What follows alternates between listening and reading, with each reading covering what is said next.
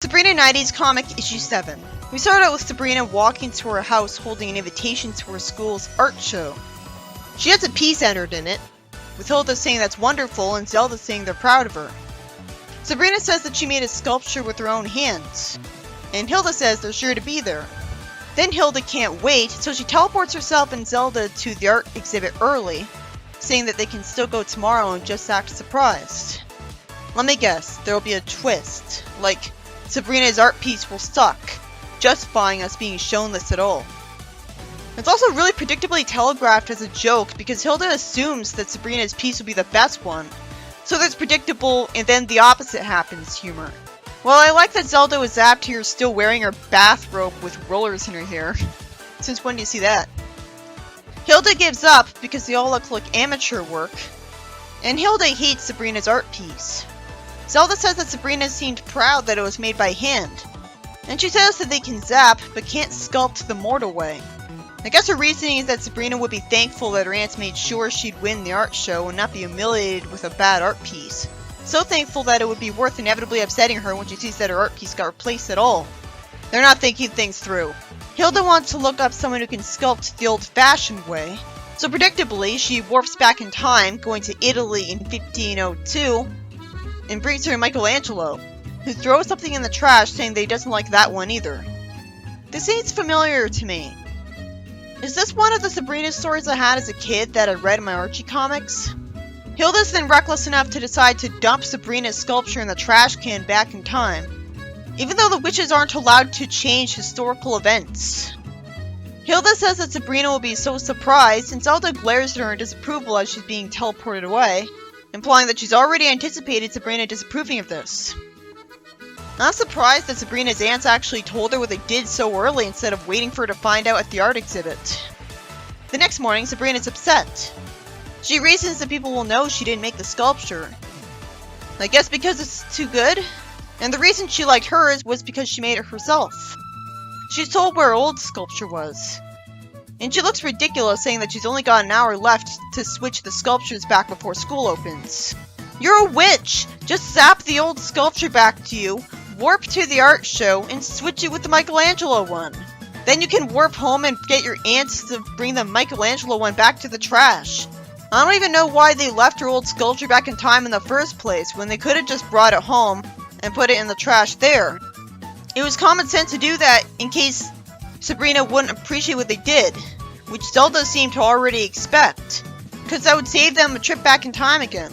She warps away, saying that she doesn't want help because her aunts have done enough, and warps to the art exhibit. And the janitor wonders what she's doing there in her pajamas. She lies that she must have been sleepwalking and walks away with a sculpture in her hand. At least this happened quickly. The janitor realizes she's gone, and for some reason comes to the conclusion that Sabrina couldn't have left that fast. So he thinks that after all these years, the cleaning fumes are getting to him. And Sabrina warps to Italy dressed accordingly, even though her aunts didn't. So for once, she's smarter than them. They didn't know they'd find a sculpture thrown in the trash. They were expecting to have to go to Michelangelo directly. Maybe they planned on making their clothes look historically accurate right before talking to him. But Sabrina's lucky she was able to accurately visualize Florence in 1502 and warp to Michelangelo's house. It really would have made more sense if her aunts did this instead. They could do so at the same time she was at the art show and make things happen faster and make it up to her. At least with her aunts, it kind of made sense because they've been alive for such a long time. Maybe they've been to this place before, so of course they could accurately visualize it. But Sabrina would have no way of knowing what Michelangelo's house looked like. It's not like we saw her look it up on Google Images. And somehow, the kid in ancient Italy knows what she's saying even though she's not speaking Italian. And he speaks English back to her. And it's not even Shakespearean English. I'm forced to assume that this is the case because she's a witch, and so she's subconsciously used magic to make this the case because that's what she wanted and is used to. The Wizards of Waverly Place movie didn't do this. It had Alex have to use magic so she could read the subtitles of someone speaking Spanish, since there are multiple languages. It's also confusing that the kid is walking around without an adult supervising him. He judgmentally thinks Sabrina's a nut for wanting to go through Michelangelo's garbage, when if he's in the habit of throwing sculptures in the trash can that don't look terrible, wouldn't people know that his garbage is actually a great way of making money on the black market? You'd think someone would pass by the trash can at some point and see something at the top of it that's really valuable. Also, is it realistic that there's a really modern-looking trash can in 1500s Florence? Either that trash can design is more ancient than I thought, or that's another way Sabrina's Earth is different from ours. Maybe witches invented this. Sabrina complains that her sculpture's not here anymore and says it must have been collected. Even though she could have easily gone back in time to seconds after her aunts tossed the sculpture. So I guess seconds afterwards, right after they left, Michelangelo already got the sculpture. And as I predicted, or maybe remembered, Michelangelo thinks her pretentious sculpture is wonderful. He doesn't question the idea that a woman sculpted it. That's nice of him. Doesn't make fun of her at all. He fortunately explains why he threw his own sculpture out. He's tired of doing the same old thing over and over again. That doesn't explain why he threw it away instead of making money off it. I guess he cares more about making something amazing than making money off it. He's not even condescendingly saying that he's amazed that she's able to make a good sculpture at all because she's a woman. He decided to try to salvage it earlier, and that's why he found Sabrina's sculpture. Okay, so he just threw it in the trash can on impulse, and then came to his senses afterwards. He's not a complete idiot. Sabrina's aunts changed history because they inspired him to try a new style. Sabrina says that the artwork he does is his own style, and that's why everyone loves it. He thinks it's a little crazy that Sabrina says that someday people will come from all over the world to see his artwork. She gives him his sculpture back, and he's nice enough to give her sculpture back. He could have wanted to keep it for money, then she'd have to freeze him in time to get it back. For a second. He tells her to keep up the good work, and she says thanks, because that means a lot. He says that maybe they could team up in painting a certain chapel later. Maybe he means in secret. Because a woman wouldn't be allowed to do that back then, would she? Was her history different in that sense? What makes him think a sculptor would be guaranteed to be a great painter as well? Well, apparently it was, with him. Wouldn't he not be so humble as to think he should share the project with her? From what I've heard, he hated painting that chapel. It was hurting his back, and it took forever. Fortunately, he didn't get the chance to learn Sabrina's name before she left. She's altered history enough. Sure, it's a good thing that the spy witches were generous and did immediately punish Hilda and Sabrina for changing the course of history. Even a little bit would break a witch code. Why would any witch care about breaking a witch code if no one would ever know they did it and rat them out in the context they did that in? So there has to be spies. Maybe the consequences for breaking witch codes aren't so severe that you'd notice a change in the status quo afterwards. Maybe they sent it to some community service and we don't have to see it. Sabrina goes back to the art show, only taking a long time because she had a whole conversation with Michelangelo in modern English. Well, still, she could go back to her own time period to any time that she wants. She doesn't have to take a long time to get there from their perspective. She's asked how she got in here, and she says that she went in through the back way for a few last-minute touch-ups. Of course, her aunts are here, because they're good aunts. And Zelda says they're just happy that she got her sculpture back. She has to elbow Hilda to get her to apologize, showing a personality contrast between them, hopefully. Sabrina says that whether a project wins first place isn't important, because she already got a job offer from Michelangelo. And the story ends there. The writer didn't think it mattered whether a piece won the art show. Also, we didn't get to see how inevitably her job would have gone. She'd be disappointed because she'd be told that she's not doing as good a job as Michelangelo, so we'd have to paint over what she did because there'd be too much of a quality contrast. Or she'd use magic to cheat and make herself as good a painter as him. But would she have the self-awareness to know she wasn't doing as good a job as him while she was doing that? Then, in another story, Zelda says she gives up and can't get Sabrina out of bed. Why doesn't she just use magic on her? Instead, Hilda uses magic on the bed, so it flies. And Sabrina stays asleep until Big Ben wakes her up. Which you'd think would give her ear damage, make her go deaf, because she's right next to it. I guess she used magic to make her undeaf. In the next proper story, Sabrina says she's got it as the phone rings while she's reading a comic called Archie when she lives in the same high school that Archie goes to. I guess the title is just a coincidence in this world and has nothing to do with him. Salem says amusingly, those telemarketers never ask for the cat of the house. I guess he's joking, because he shouldn't expect them to. People think no cats can talk on Earth. I guess he actually misses being treated like a human and having a human life so badly that he's missing talking to telemarketers. Sabrina's immediately happy at being called by a guy and happily agrees to go with him tonight at 7. Isn't she already dating Harvey? She's really happy that the school's star quarterback just asked her out tonight. And Salem has to remind Sabrina that she's got another date already, Harvey. Sabrina wishes there was another her to go with Harvey, as I wonder why she expects Harvey not to notice the other her at the same dance as him, or be told about it by the many potential witnesses at the dance. To be fair, Sabrina can erase memories whenever she wants. Anytime she gets caught, she can just do that. The problem is, again, there are so many people at the dance that would see her with both guys. It would be spread all around school regardless that she was on a date with one guy and that she was on a date with another. And that news might go back to those guys. It should be obvious to her that she wouldn't be able to hide this. It's not like Harvey and Tad are in 2 different schools from each other. Sabrina's really not thinking things through. She just made a wish, and we've already established that every time she makes a wish, she causes it to come true with her magic. So it's surprising that she didn't create another her right there, since she could do it by accident. I guess she's gotten better handle on it. She doesn't want to hurt Harvey's feelings, but can't call off the date with Tad either. I guess because she doesn't want to hurt his feelings either, and this is a once-in-a-lifetime opportunity for her. Wait a minute, couldn't Sabrina solve this problem if she warps Tad to a parallel universe version of her high school to go on a date with him there? Or warped Harvey and the other her to that high school, and erased the guy's memory of being warped there? Or she could teleport to a year into the future with them in the same high school. There would be no consequences as far as she cares. Ideally, she could go to another dimension where Harvey or Tad doesn't exist, so that she'd never have to face the consequences of one of them seeing her dancing with someone else and feel guilty for hurting their feelings, then having to erase their memory of it and brainwash them into leaving her alone. But maybe that's way too smart an idea for Sabrina to come to. That's thinking outside the box. Thinking way too far ahead for her. I think I only came to this conclusion so fast because I'm used to Rick and Morty, which has parallel universes all the time. My point is, it is so immediately predictable how this plot is gonna go. Salem says that in between gnawing cat toys, I love that line, he spent some time reading Sabrina's magic book. And he remembers that Sabrina can use a spell to make a clone of herself. So she makes a clone of herself. And I guess Salem is just joking when he says that all humans look alike to cats like him, trying to feel better about the fact that he's a human who was forced to become a cat.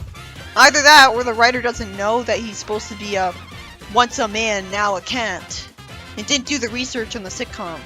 It'd be really stupid of Sabrina to think that this is all she has to do. Speaking of stupid of her, she walks past Hilda saying that Harvey's here, and then another version of her wearing the same outfit says that Tad is waiting, and Hilda says the same thing to her that she said to her before. As if she's somehow forgotten that Sabrina already walked by her to go out on a date. I'm forced to assume that fake Sabrina erased Hilda's memory of going by her. Also, why is she telling her aunt goodnight when she's obviously going to come back home before sunrise? Good, Hilda actually says, huh? So she remembers. But no, that's not good. It just makes Sabrina look like an idiot for not thinking to erase her memory so she wouldn't realize what she was doing. We see Sabrina go into an outdoor restaurant she loves with Harvey. Okay, so this could work, because she's not going to the school prom, like would be so stereotypical of this kind of plot that I probably read too fast and assumed they go to the prom. It was the prom in a Rick and Morty comic. Instead they're going to different restaurants apart from any high school students that would rat them out. Never mind, the story's completely fallen apart in logic anyways, because there's probably going to be no consequences long term to the fact that Sabrina's double might be having dinner here too. What a coincidence! Really? She didn't change the date location? She didn't call Harvey and say, let's go somewhere else instead. Harvey leaves briefly because he's had too much soda, and Sabrina calls the person with Tad her double. I don't understand why our Sabrina would send the fake Sabrina a once-in-a-lifetime opportunity date with someone while she goes with Harvey for yet another date. Especially considering that if she really valued Harvey, she wouldn't have even considered choosing to date someone else and wouldn't have forgotten that she had a boyfriend so easily. But considering that the double said to Sabrina something like, no, you're me, maybe both of them think they're the real Sabrina. I remember that when this concept of clones was done in the show, there was a curse attached to the spell that caused the clone to always be a complete idiot. Probably done by the Witches' Council to punish people for using the spell and prevent them from breaking the law or something, because the clone would be way too obvious and humiliating for them. If any witch could just easily get away with having a clone of themselves whenever they wanted, every witch would abuse that for themselves. They'd be playing hooky from high school and being an absentee from work because their clone could go there instead of them.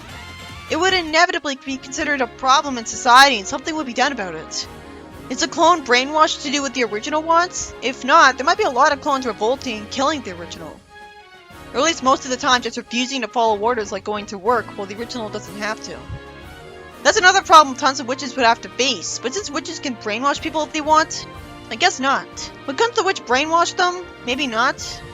It probably wouldn't make sense if the witch was able to duplicate the amount of magic in their own aura by making a clone of themselves, making something out of nothing. Which is what would be the case if their clone had any magic at all. They'd have to either give up their magic, or have the clone have no magic.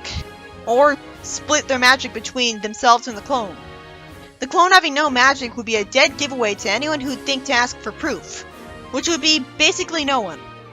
Anyways, I guess there's not that many restaurants around that Sabrina really loves, and so it makes sense that Tad brought Sabrina here of all places, because word around the school is that she loves this restaurant in particular. And it's not a chain restaurant, so he didn't bring her to a different restaurant in the same chain. Still, Sabrina could have easily avoided this.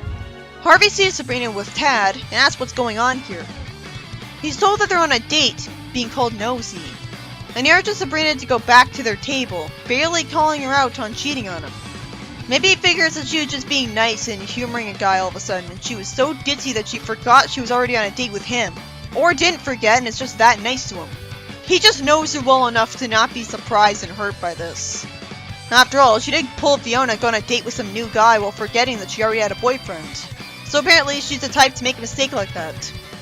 Harvey's called a nutcase by Tad, who apparently wasn't aware that Harvey was already Sabrina's boyfriend. Maybe he assumed that Sabrina broke up with him first, and that he was pretending that wasn't the case. Oh, this is really brilliant. One of the Sabrina lies that the other one is her identical cousin. Never mind. I was gonna say she was a genius for lying that she had an identical twin and she was the one being dated. It should be obvious to her and everyone else that identical cousins aren't a thing. Now this is something a Sonic comic did. Why has this happened more than once?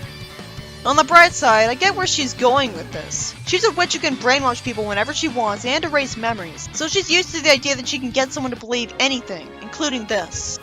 She can't tell them it's her actual sister, because they'd end up wondering why her twin sister, who was separated from her at birth, didn't continue to be a regular part of her life and move in with her. She could have said they were raised by a different part of her family. So she instinctively said cousin instead, because if someone's her cousin, they live a completely separate life from you in most cases, so they can be seen once and then never again, while it's a bigger deal to lie that you have a sibling. But she can brainwash and erase memories. She shouldn't feel the need to lie and say cousin anyways. Sabrina says that she just wanted to play a funny trick on these guys, so they end up leaving, and Sabrina has to have dinner with herself. It's confusing that the one that's with the actual Sabrina doesn't stay. Really? They're angry too? I guess Harvey didn't like her that much. I have a question. Why didn't she use her magic to prevent this panel from happening? I guess it's good that she gets karma, but couldn't the Sabrinas freeze their dates in time, erase the memory of them seeing the other Sabrina, and then the fake Sabrina could just teleport Harvey to another restaurant and rewrite his memory or brainwash him into not questioning it? I assume only the real Sabrina can use magic, so couldn't only she do that? You'd think freeze in time would be an automatic, instinctive reaction for a witch in a situation like this. Along with memory erasing, both of which she's been able to do, and thought to do that on a whim. She froze Harvey in time instantly when he was in the museum, and said she was an idiot, and accepted an outcome for no reason. That last panel was meant as a joke, but it wasn't funny, so it wasn't worth the confusion. We don't even get to see what Sabrina having a date with herself would be like. In the next story, a guy walks away from a girl who plans on seeing him in the band, and Sabrina has a crush on him instead of Harvey right away, asking where Gina's been hiding him. It's interesting how disloyal she is to Harvey in the comic. She really is an anti-hero compared to the perfectionist goody two-shoes in the show. It means that there's more creative freedom in what she's allowed to do. It turns out Brian transferred here 2 weeks ago, and yet she took until now to meet him? And he's already a first-seat saxophonist. There's plenty of prodigies in real life, so that's not unbelievable. Gina says she's glad she plays the clarinet so that she doesn't have to compete. Sabrina says that she used to play the saxophone and plans on getting it out of storage, probably as an excuse to talk to him and ditch Harvey. She started dating him out of nowhere in the comic, And combined with how disloyal she is to him sometimes, it makes me compare that to when Sonic started dating Fiona out of nowhere, with no romantic scene where he first asked her out. Which implied that, and eventually was confirmed that he was only dating her to get over Sally. I'd ask if Harvey broke up with her after the last story, but apparently forgetting all about Harvey the minute another guy comes along because she wants to upgrade is a part of her character in the comic. And it's an episodic comic, so I don't even know. She's told by someone to come to the band practice tomorrow and try out, and it turns out that she was terrible at the saxophone because she's gotten rusty at it since junior high. So she decides to use her powers to improve her playing. Then that afternoon, she gets hit in the head with a basketball as she's going to approach Mr. Hoagland. Is she going to get convenient amnesia and forget she's a witch? No, instead she's good at the saxophone still. And the guy has an easy explanation for why because of what just happened to her. I've heard of a guy who got a concussion and ended up a math genius, so this wouldn't be impossible, but I'm pretty sure simple brain damage would still be more likely. So because he assumes she's an expert now, she gets a bad start with Brian because she's given his seat. He says to hear their new number from the top and immediately tells him to stop because it's horrible, with the exception of Sabrina. Not even Brian? She's told to go solo and stay late to practice. She says that she just wanted to be in the band. And he says that they can't deprive the world of her talent. And he wants to make her his prodigy. Sabrina realizes that this isn't what she wanted. And she uses her magic to make herself get hit with another basketball. And needs a way to justify her sucking at the saxophone again. I like that the story didn't have her aunts outright lecture that this is what she should have expected and she deserved this and you shouldn't cheat with magic. Because we already saw that just by reading the story, she suffered enough. It's not heavy-handed with the moral beating it into the skull like the show was, and making Sabrina look like an idiot beforehand who only exists to have the audience learn a lesson. That's my big problem with the pre-college seasons. Every episode was like that. Instead, she naturally comes to the conclusion on her own that she didn't get what she wanted. And she got hit in the head with a basketball a few times, so it's not like she didn't get punished enough. And she annoyed Brian because she cast that spell. She might not have learned to never do this kind of thing again, but SF amnesia is so common that maybe don't even pretend and have the character say they've learned their lesson. We'll know if they did later anyways. Oh, it was sweet of Brian to say that he could always help her learn again. So he cheers up. He's not portrayed as a total jerk just because he was jealous of her one time. And she thanks him for it, fortunately. The first story was by Bill Gallagher. It was about Hilda and Zelda not liking Sabrina's sculpture for the school art show, and replacing it with one from Michelangelo that he threw in the trash so he wouldn't miss it anyways. Of course she's upset with them for throwing out her sculpture and wants to get it back. You'd think they would have predicted this and the whole plot wouldn't have happened. Don't they know her at all? Couldn't they have asked her permission first? It would make more sense if this was only Hilda's dumbass idea and Zelda didn't know about it until it was too late. Zelda even glared at her for it by the end. So why didn't she realize it was a bad idea and undo it? The rest of the story never would have happened. It was obvious that her aunts had no reason to tell her what they did until Sabrina would actually go to the art show. And yet they told her anyways the next morning. That's convenient, so then why did they wait at all? So Sabrina miraculously had the time to undo what they did. All while I'm confused that everyone understands modern English in 1502 Italy. I really wish they explained that Sabrina made this possible with a spell. But I guess we're supposed to just assume that this was just part of her time travel spell. Whatever happened to we can't change history? Was Hilda always expecting to get it from the trash and so it wouldn't really be missed and changed history? Even then, what was she thinking leaving Sabrina's sculpture in the past? That wouldn't happen. I guess the reason Sabrina went to get the sculpture back herself was that if she made it teleport to her and someone witnessed it, they'd freak out and it might change the course of history? Because Michelangelo would try to tell someone, they dismiss him as insane. And then there's a bit of character shilling where somehow Michelangelo himself loved Sabrina's sculpture when her aunts didn't, and he asked her to paint the Sistine Chapel with him. Well, I'd rather a main character I like be treated too well than be treated too badly. I'd take being too lighthearted over the opposite at this point. I have no idea who wrote the next story, so I guess it's also Bill. It started out with the cliche that Sabrina has 2 dates at once. At least Rick and Morty lampshaded the use of the cliche when they did, having a smarter writer. Sabrina is enough of a ditz to not consider that her being found out would be inevitable. At first I assumed she was being asked to the prom, then it turned out she was being asked out on a date to her favorite restaurant. And Tad apparently took her to the exact same restaurant. If that's the case, then Sabrina could have easily gotten away with going on 2 dates, if she simply called Harvey and asked him to take her to a different restaurant. And then went on the date with Tad while making the clone go with Harvey. But even then, it was so obvious that the guys would find out Sabrina went out with the other guy eventually because news would spread around the school afterwards. Maybe Harvey would be told by Tad himself. Sabrina got caught and lied that she had an identical cousin, which nobody questioned somehow. And she ends up getting ditched by both guys instead of using magic to prevent that. She can erase memories, I'm pretty sure she could avoid the consequence. This story showed off what an anti-hero Sabrina is again. She's just dating Harvey because she doesn't want to be alone. And this isn't the only time she's immediately forgotten about him the instant she thought someone better came along. A lot of people are like that. And she's shown that she can't get away with doing this, though not because of the obvious realistic reason that someone would actually run into.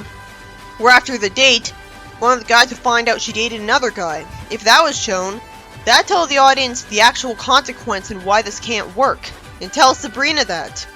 But instead she'll never learn her lesson because she just got unlucky here. Also, her clone is exactly like her to the point where it's confusing. There's a reason why the show had the clone be an idiot. If any witch could clone themselves with no consequences, every witch would do that, and every witch country would be overpopulated, having twice the people it's supposed to. The Witches' Council would want to put a stop to all the playing hooky and employee absenteeism. And I have no idea who wrote the 3rd story either, so I have to assume it's also by Bill. This story was about, again, Sabrina forgetting about Harvey the second another guy comes along. At least I try to justify it because Tad was the star quarterback and Brian is a saxophone prodigy. And what does Harvey have that's so special?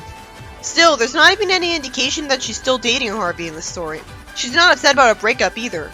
She casually tries to get closer to Brian by magically becoming great at the saxophone.